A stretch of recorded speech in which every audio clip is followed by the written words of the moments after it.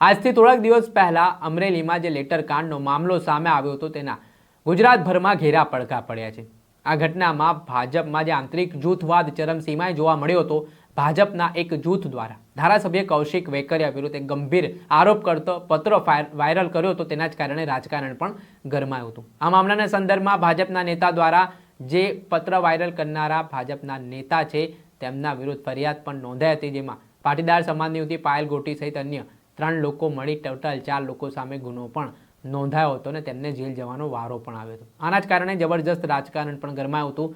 ત્યારબાદ જે થોડાક દિવસ પહેલા લેટર કાંડના આરોપી છે મનીષ વઘાસિયા, અશોક માંગરોળિયા, જીતુ ખાતરા, તેઓ જામીન ઉપર બહાર આવ્યા હતા અને તેમણે પત્રકાર પરિષદ યોજીને અમરેલી પોલીસ અને રાજકીય નેતાઓ ઉપર ગંભીર આરોપો કરવાની શરૂઆત કરી હતી। તેમણે અમરેલી પોલીસ ઉપર ગંભીર આરોપ લગાવતા કહ્યું કે પોલીસ દ્વારા તેમના પર દબાણ કરવામાં આવ્યું કે તેઓ દિલીપ સંઘાણી, નારાયણ કાછડિયા સહિતના નેતાઓ છે તેમનું નામ લે આ પત્ર વાયરલ કરવા મામલે।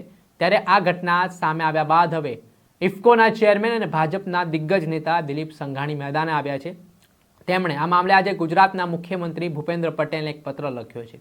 જે પત્રમાં તેમણે અમરેલીના લેટર કાંડના મામલામાં સમગ્ર મામલાની તપાસ છે તે હાઈકોર્ટના નિવૃત્ત જજની અધ્યક્ષતામાં એક કમિટી બનાવીને તપાસ કરવામાં આવે તે પ્રકારની માંગ કરી છે। સાથે તેમણે કહ્યું છે કે મારું નામ ખોટી રીતે જે ઉછાળવામાં આવી રહ્યું છે તે મામલામાં હું નાર્કો ટેસ્ટ કરાવવા માટે તૈયાર છું, પરંતુ આ કેસમાં જોડાયેલા 2 થી 4 લોકોના પણ નાર્કો ટેસ્ટ કરાવવામાં આવે। તેમણે જે પત્રમાં વાત કરી છે ને કહ્યું છે કે અમરેલી તાલુકા પંચાયતના પ્રમુખ કિશોરભાઈ કાનપરિયા દ્વારા પોલીસ ફરિયાદમાં દાખલ કરાયેલા અમરેલી પોલીસ દ્વારા તાલુકા પંચાયતના પૂર્વ પ્રમુખ મનીષ વઘાસિયા, એક મહિલા સહિત કુલ 4 જેટલા લોકોની ધરપકડ કરી હતી, તેમને કસ્ટડીમાં રાખ્યા હતા। ત્યારબાદ કિશોરભાઈ કાનપરિયાના કહેવાતા પત્રમાં લખવા માટે મારું તથા અન્ય ભાજપ આગેવાનના નામ પર દબાણ કરેલ તેવી હકીકત મનીષભાઈ વઘાસિયાએ પ્રેસ કોન્ફરન્સમાં જણાવેલી।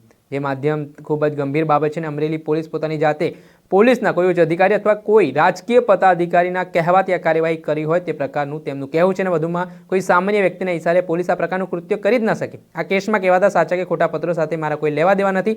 આ બાબતે સત્યતા બહાર લાવવા માટે મારો નાર્કો ટેસ્ટ કરવામાં આવે તે પ્રકારની માંગ સાથે તેમણે ફરી એકવાર અમરેલી પોલીસ ઉપર આંગળી ચીંધી છે અને ઉચ્ચ અધિકારીઓ અને કેટલાક રાજકીય નેતાઓ તરફ દિલીપ સંઘાણીએ ઇશારો કર્યો છે। તેમનું નામ જે સામે આવી રહ્યું છે તેના કારણે રાજકારણ પણ ગરમાયું છે। હવે દર્શક મિત્રો, એન્કમ પ્રેસ ન્યૂઝને આપ લાઈક કરો, સબસ્ક્રાઇબ કરો અને શેર કરવાનું ભૂલતા નહીં।